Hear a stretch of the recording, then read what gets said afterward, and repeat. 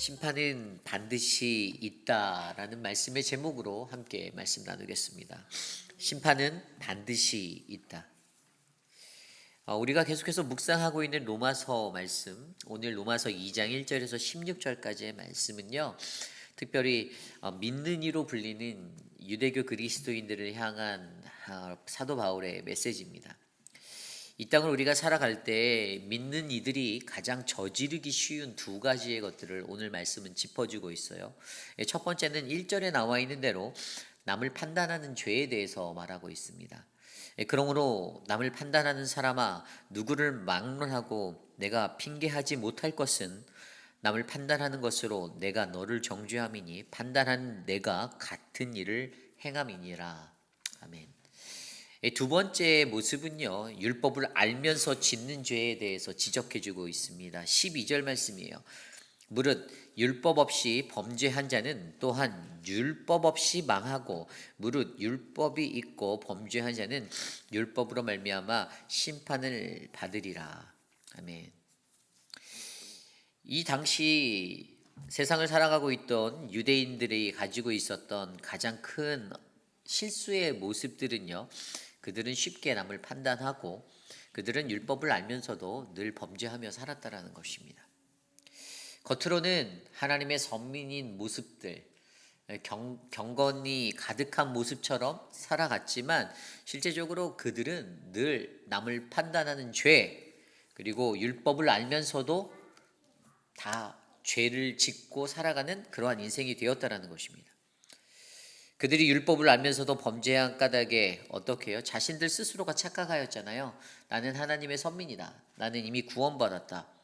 율법을 제대로 준수하지도 못하면서 그런 선민의식의 사상으로 말미암아 그들은 결국에 하나님의 심판대 앞에 설 수밖에 없는 이 메시지를 들어야만 했습니다.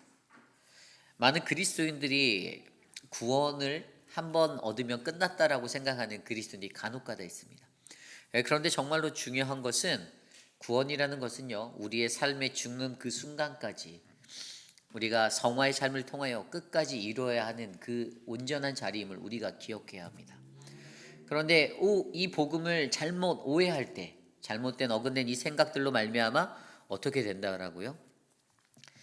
유대인들은 계속 남을 정죄하고 율법을 알면서 죄를 짓고 그런 인생이 쳇바퀴처럼 자신들의 삶에 돌아갔다는 것입니다.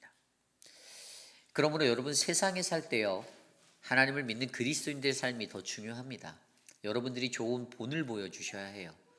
세상에서 하나님을 믿지 않는 그들에게 복음을 전한다라고 말하는데 그리스도인이라고 불리는 사람이 더 악하고 더 지독하고 더 못되고 더 고약하게 살아간다면 그 누가 예수를 믿겠냐라는 거죠. 내가 당신 때문에 교회 가기 싫은데 라고 말하는 사람이 있다라면 이것은 돌아보셔야 하는 문제라는 것입니다. 이때에도요, 교회 내에는요, 이방인 그리스도인들이 로마 교회를 채우고 있었고, 그다음에 유대인 그리스도인들이 들어와 있었어요. 그런데 유대인 그리스도인들과 이방인 그리스도인들 안에는 계속해서 분쟁이 있었어요. 분쟁이. 왜일까요? 유대인 그리스도인들에게 사로잡혀 있는 선민 사상은 여전히 자신들이 하나님 앞에서 더욱더 진품이다라고 생각한 그러한 선택받은 자라는 그 마음이 늘 채워져 있었다는 겁니다. 그런데 오늘 이 시대를 살아가는 저와 여러분들에게 오늘 이 말씀을 통해서 하나님은 믿는 이가 저지를 수 있는 이 두 가지 모습의 죄를 대면할 때 우리가 반드시 한 가지 알아야 하는 게 심판이 반드시 있다라는 사실을 상기시켜주고 있어요. 그것을 두려워하라 이겁니다. 아무 일도 일어나지 않을 텐데, 괜찮은데, 내가 죄를 어제 졌는데 나는 오늘 괜찮은데, 이것이 아니라는 겁니다. 그날에 예수 그리스도가 오시는 그날에 그 심판이 우리에게 반드시 있음을 우리에게 말씀하여 주고 있습니다.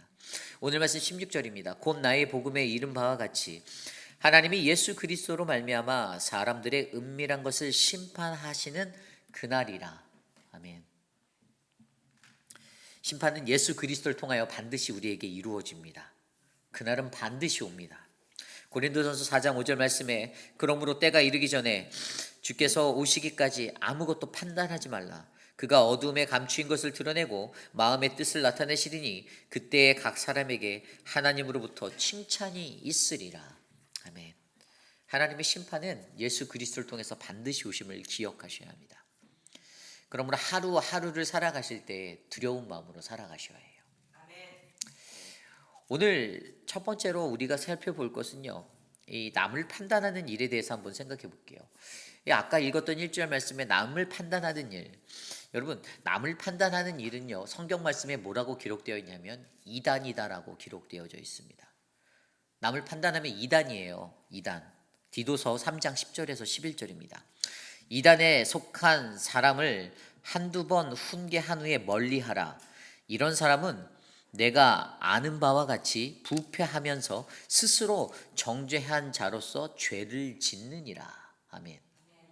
뭐라고 기록했습니까? 스스로 정죄한 자로서 죄를 짓는 자다라고 얘기하잖아요. 오늘 아까 읽었던 1절 말씀에도요. 그러므로 남을 판단하는 사람아 누구를 막론하고 내가 핑계하지 못할 것은 남을 판단하는 것으로 내가 너를 정죄함이니 판단하는 내가 같은 일을 행함이다라고 말하고 있습니다. 우리 스스로가 자기를 정죄한다라는 것, 이것을 쉽게 보는 것이 아니에요. 자기 스스로가 판단해서 누군가를 미워하고 그런 죄를 짓는 것 자체가 결국에 내가 판단받게 하는 그 길이 된다라는 것입니다. 하나님이 그러한 우리들을 판단하신다라는 거예요. 성경 속에 보면 사울이라는 인물이 있습니다. 사무엘하를 들여다보면 사울의 이야기가 나오잖아요. 근데 사울이 어떤 사람이었어요? 사울은 용모가 굉장히 뛰어난, 외모가 출중한 사람이었죠. 그러나 하나님의 기르심을 부음받아서 한 나라의 왕이 되었고, 근데 그의 눈앞에 나타난 다윗이라는 그 어린 소년, 처음에는 자신의 아들과 같이 사랑하였다라고 성경은 기록하고 있습니다. 그런데 그 마음에 판단이 들어가는 그때 어떻게 됩니까? 마음이 변하잖아요. 백성들이 외치는 사울은 천천히요 다윗은 만만이다라는 그 외침의 소리 때문에 그의 마음에 시기, 질투, 이기심이 들어잡으니까 어떻게 됩니까? 판단하게 되었어요. 그래서 판단하게 되었더니 다윗을 미워하기 시작하고 증오하기 시작하고 죽이려고 하였습니다. 이게 인간의 모습이에요. 판단을 하는 자들이 범할 수 있는 죄입니다. 내가 판단하기 시작하면 한도 끝도 없이 가는 거예요. 여러분, 그래서 우리들의 삶 속에서 저와 여러분들도 우리의 판단을 멈추시는 것이 중요합니다. 물론 사람이 살다 보니까 판단할 수밖에 없습니다. 이런 현상이 일어나고 저런 문제가 발생하고 판단할 수밖에 없어요. 그래서 저희 당회도 무언가 결정할 때 판단하지 않으려고 합니다. 그냥 권면 정도 하려고 해요. 어떻게 하나님을 마주해야 하는지가 저희가 가르쳐 줄 수 있는 방법이에요. 인간적으로 그것을 판단하지 않기로 당회원들, 우리 장로님들 그것들에 대해서 계속해서 얘기하십니다. 그리고 우린 기도해요. 왠지 아십니까? 그 영혼은 저희들 손에 달려있는 영혼이기도 하지만 하나님께 더욱더 중요한 영혼이기 때문입니다. 그 영혼을 어떻게든지 살리려고 하는 게 하나님의 방법이라는 것이죠. 근데 인간들이 자꾸만 판단합니다. 쟤는 저래, 쟤는 저래, 쟤는 저래. 이러한 마음들이 공동체를 어렵게 해요. 가정을 어렵게 합니다. 저는 사랑하는 우리 회의필 한인 장로교에서 이 판단의 것들이 거두어지기를 소망합니다. 판단을 멈추십시오. 우리의 생각으로 판단하지 마십시오. 내 생각보다 더 깊고 더 넓은 그 깊으신 하나님의 뜻이 있는데 자꾸만 인간의 그 짧은 지식과 소견과 인간의 것들로 판단하려고 하니까 공동체가 흔들리는 거예요. 오늘 믿는 이들이 저지를 수 있는 가장 큰 첫 번째 이 어려움이 바로 이 판단입니다. 그렇다면 두 번째, 오늘 12절에 나와 있었던 율법을 알면서도 짓는 죄들은 무엇입니까? 이것은 간단해요. 저와 여러분들의 삶만 들여다보아도 알아요. 우리가 오늘 예수 그리스도를 처음 믿는 자들이 아니잖아요. 우리는 어려서부터 하나님의 말씀을 들었습니다. 수도 없는 하나님의 말씀을 듣고 그 말씀대로 살겠다라고 다짐하고 사는데 왜 우리는 또 똑같은 실수를 하고 왜 우리는 또 넘어지고 왜 우리는 또 좌절하고 왜 우리는 죄를 짓나요? 우리가 가지고 있는 목적과 목표가 왜 자꾸만 빗나갈까요? 죄 때문이잖아요. 인간이 갖고 있는 그 죄, 헬라어로 말하는 하마르티아라는 그 죄, 관역을 빗나가다 하나님이 원하시는 것, 우리가 웨스트민스터 소요리 문답에서 배웠던 하나님의 영광과 그의 즐거움에 거하는 그 인생이 우리의 인생의 목적이 되어야 되는데 무엇을 제1의 원리로 우리가 살아가는지가 자꾸만 빗나가는 거예요. 죄가 틈타듭니다. 죄 때문에 넘어집니다. 이러한 모습들, 율법을 알면서도 하나님의 말씀을 너무나도 잘 알아요. 창세기를 읽어도 요한계시록을 읽어도 창세기부터 요한계시록까지 수도 없이 읽었어요. 그런데 10년, 20년, 30년, 40년 교회 마당은 밟아도 인생이 변하지 않습니다. 이게 문제인 겁니다. 저는 저와 여러분들 안에 하나님의 말씀에서 우리가 변화되는 거룩함이 있기를 원해요. 그리스도인들이 어떤 착각을 하는지 아십니까? 오늘 말씀 2절 말씀에 보면요, 이런 일을 행하는 자에게 하나님의 심판이 진리대로 되는 줄을 우리가 아노라. 바울이 로마 교회, 로마의 성도들에게 말하는 거예요. 심판은 반드시 있어. 그게 진리야. 진리대로, 하나님의 말씀대로예요. 말씀대로 심판은 반드시 올 거야. 근데 이 유대교 그리스도인들이 3절 말씀에 이렇게 생각합니다. 이런 일을 행하는 자를 판단하고도 같은 일을 행하는 사람아, 내가 하나님의 심판을 피할 줄로 생각하느냐. 인간의 생각은요, 내가 이거 피할 수 있다라고 잔머리를 쓴다라는 거예요. 뭐 그까이까 하나님의 심판 뭐 어제 죄 졌는데 오늘 괜찮으니까 괜찮겠지 이러고 산다라는 겁니다. 인간이 어리석은 거예요. 그러니까 또 실수하고 또 넘어지는 똑같은 문제가 내 인생에서 몇 년 이상 계속 반복되면 돌아보셔야 하는 거예요. 근데 우리가 왜죠? 이 죄의식을 느끼지 못하니까 또 그것에 대해서 쉽게 여기고 간과해버리고 하나님을 두려워하지 않게 되는 그런 일들이 일어난다라고 합니다. 피할 수 있다라고 생각한다라는 거예요. 그런데 이것에 대해서 4절 말씀에 뭐라고 말합니까? 혹 내가 하나님의 인자하심이 너를 인도하여 회개하게 하심을 알지 못하여 그의 인자하심과 용납하심과 길이 참으심이 풍성함을 멸시하느냐. 아멘. 이 4절 말씀을 정확히 풀어드리면요, 뭐라고 하는 거냐면요, 그들이 모른다라는 것이에요. 뭘 모른다고요? 회개가 어디서부터 온다고요?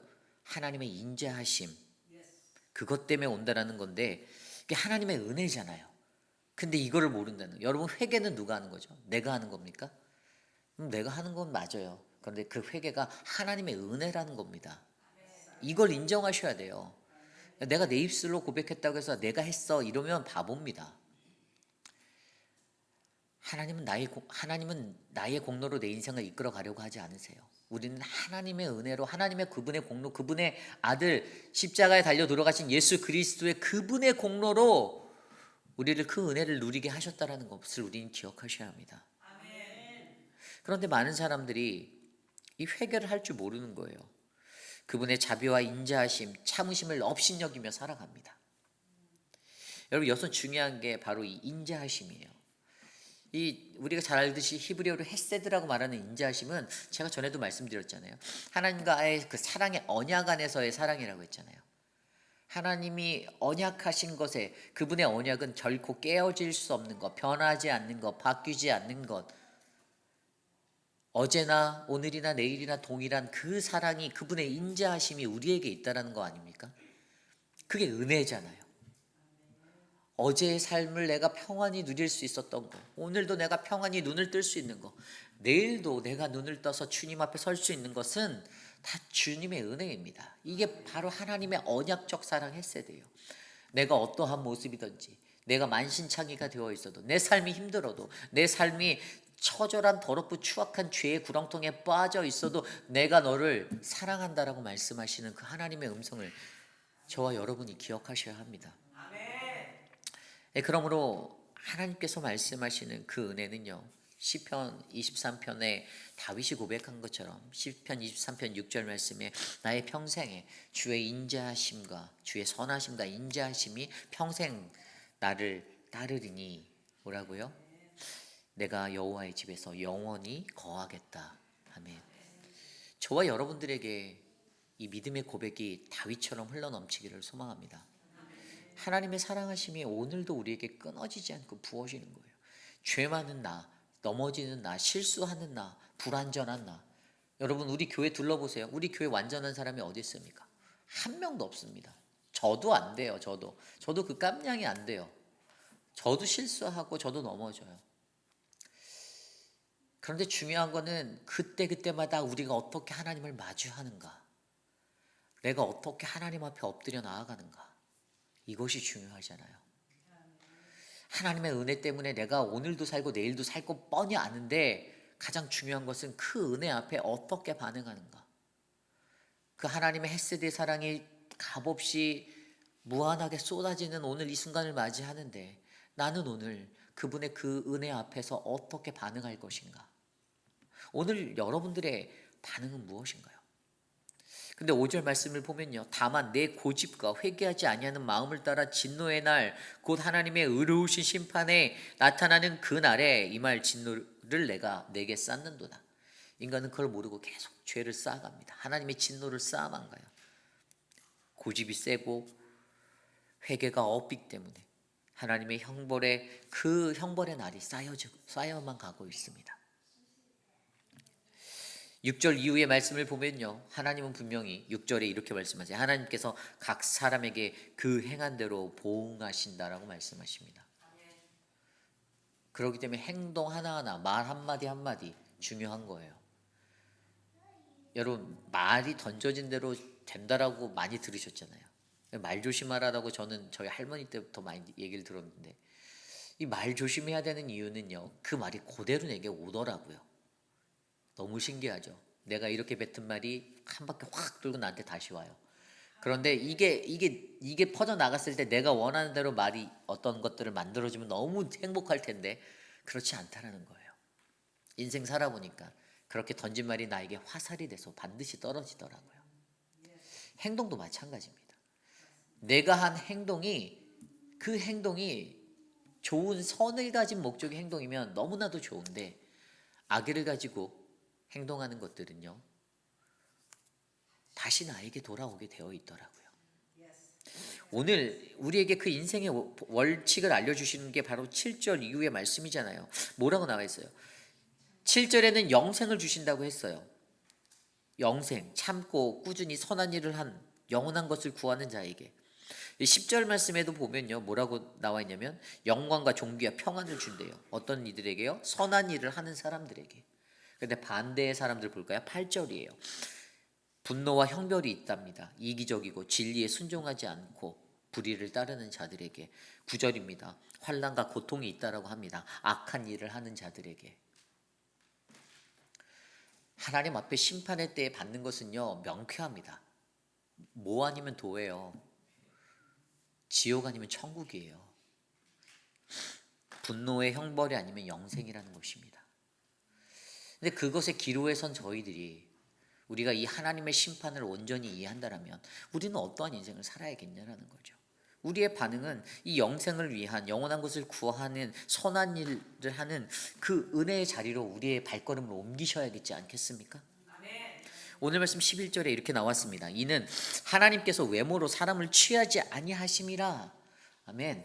근데 이 말씀의 9절의 뜻이 정확히 뭔지 아세요? 그냥 겉으로 볼 때 외모로 사람을 취하지 않으니까 겉모습만 취하지 않는다, 우리가 이렇게 많이 이해하는데, 좀 더 깊이 있는 의미는요, 하나님께서 공평하시다라는 거예요. 공평하신 하나님을 나타내는 거예요. 하나님은 공평하신 하나님, 차별이 없으신 똑같으신 하나님인데 이게 바로 외모로 취하지 않는다라는 핵심적인 의미예요. 공평하신 그 하나님이 오늘 우리에게 있는데 그분은 절대로 편파적이지도 않고 한쪽에 치우치지도 않고 인간적인 감정과 어떠한 노선을 따라 움직이는 분도 절대 아니라는 겁니다. 그분 앞에서는 공평해요. 저나 여러분이나 다 똑같습니다. 도찐 개찐이에요.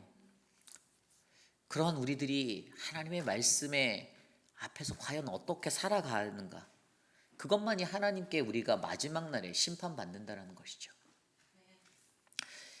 네가 부잣집의 아들로 태어났으니까 너는 특급 열차를 태워줄게. 아닙니다. 너는 가난하게 태어났으니까, 너는 학력도 짧으니까 야 너는 좀 고생 좀 해. 하나님 절대 그러지 않으세요. 우리 하나님은, 공평하신 그 하나님은요, 어떠한 것 앞에서도 우리 모두를 동등하게 바라보시고 동등하게 기회를 주시고, 또 넘어졌던 자도 다시 일으켜서 다시 달려오기를 바라시고, 그러한 하나님이시라는 겁니다. 그러므로 우리가 오늘 이 시간에 알아야 하는 것은 무엇입니까? 오늘 말씀 12절 이후에 보면 나와 있잖아요. 누구든지 자신의 죄로 심판받는다. 무릇 율법 없이 범죄한 자는 또한 율법이 없이 망하고 무릇 율법이 있고 범죄한 자는 율법으로 말미암아 심판을 받으리라. 율법 없이 죄지면 율법에 관계없이 망하게 될 것이라고 설명합니다. 그리고 율법 아래 살면서, 그러니까 이건 믿는 사람들이죠. 그 사람들이 죄를 지면 율법으로 심판을 받을 것이다라고 설명해요. 그리고 13절에 나와 있는 것도 하나님 앞에서 의롭다고 인정받는 자는 어떤 사람이라고요? 율법 따라 살아가는 사람, 듣기만 하는 자가 아니라고 설명하고 있어요. 율법이 우리에게 그냥 들려져서 그냥 정체되어 있는 인생이 되지 않으시기를 부탁드립니다. 율법이 마음에 흘러들어가 여러분의 삶으로 흘러가기를 소망합니다. 행동으로 행동되어지기를 원해요. 변화돼야 된다는 겁니다. 말씀을 들었으면 그 말씀대로 살아내셔야 돼요. 말씀을 살아내는 그리스도인들이 저와 여러분들이 되셔야 한다는 것들을 오늘 우리에게 말씀해 주고 있습니다. 이래서 중요한 게 뭡니까? 그리스도인들에게 왜 하나님을 믿는 백성들이 왜 중요한가를 보여주는 거예요. 우리는 말씀을 들었잖아요. 우리는 그 말씀 들었잖아요. 그럼 그 말씀대로 세상에서 살아내 주셔야죠. 여기에서 좋은 말씀 다 듣고 예배 잘 드리고 나가서 세상에서 사기치고 거짓말하고 세상에서 악한 모습과 그런 것대로 다 살면 그 누가 예수를 믿겠습니까?